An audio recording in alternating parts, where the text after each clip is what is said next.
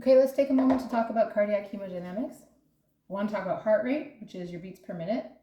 Okay, your stroke volume, which is the volume of blood that comes out with every beat or contraction.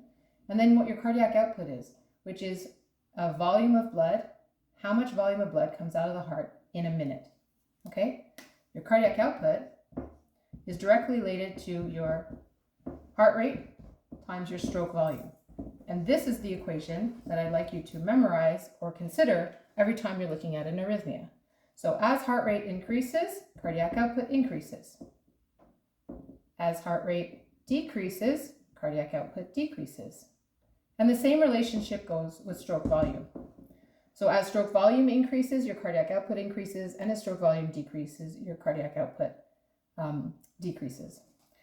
So when you look at stroke volume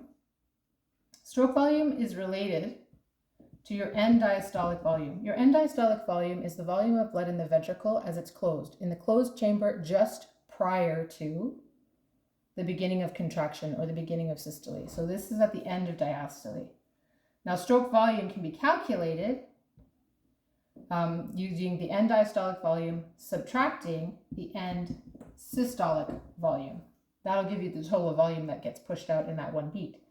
And this is the amount of blood that might remain in the chamber after contraction. Okay, so end diastolic volume minus end systolic volume. Okay, now a couple of factors affect these things. Preload is the volume of blood in the chamber, and it is related to the end diastolic volume. The things that affect preload is blood return to the heart and atrial kick, and the stretch in the muscle wall of the ventricle.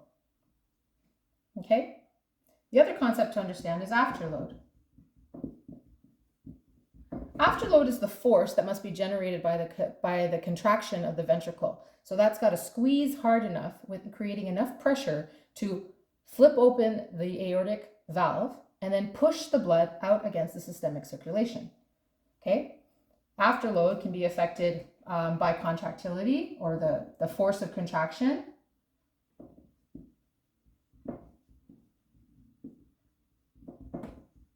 And then the resistance of the systemic circulation, of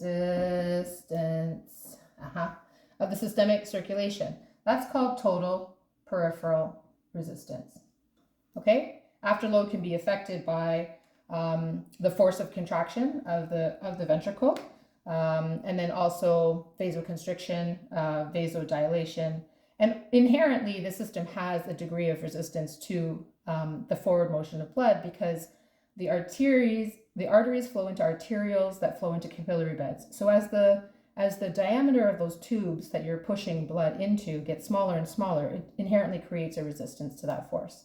And then also things like arteriosclerosis or hardening of the arteries or stiffening of the arteries reduces their compliance, so might also increase afterload. So afterload is the force that must be generated by the ventricle to push blood out against the resistance of the systemic circulation. Okay?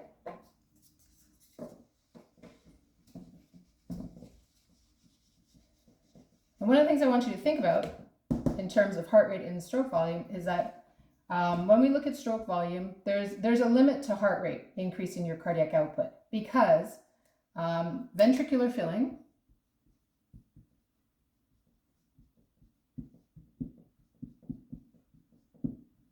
occurs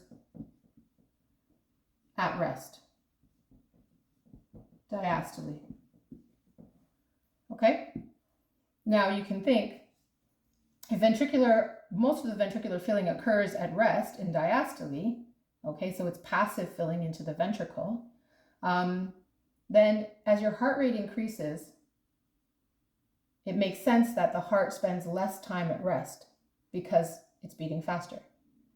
So if the heart rate increases, then your time at rest decreases.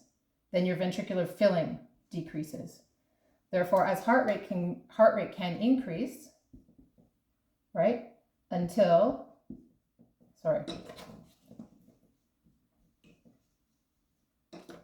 as heart rate increases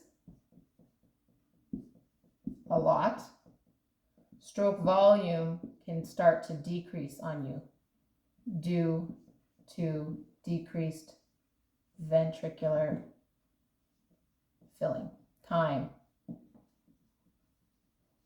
Okay? So I want you to consider cardiac output whenever you're looking at the arrhythmias that we will be learning about as we move forward, and have a think about it might be affecting atrial kick, it might be affecting heart rate, it might be affecting both, it might be affecting preload, it might be affecting ventricular filling time, it might be affecting afterload. Okay, so consider cardiac output whenever we look at an arrhythmia so that you understand the impact on your patient and maybe can anticipate what that patient might look like. Okay, thanks. Hope that helps.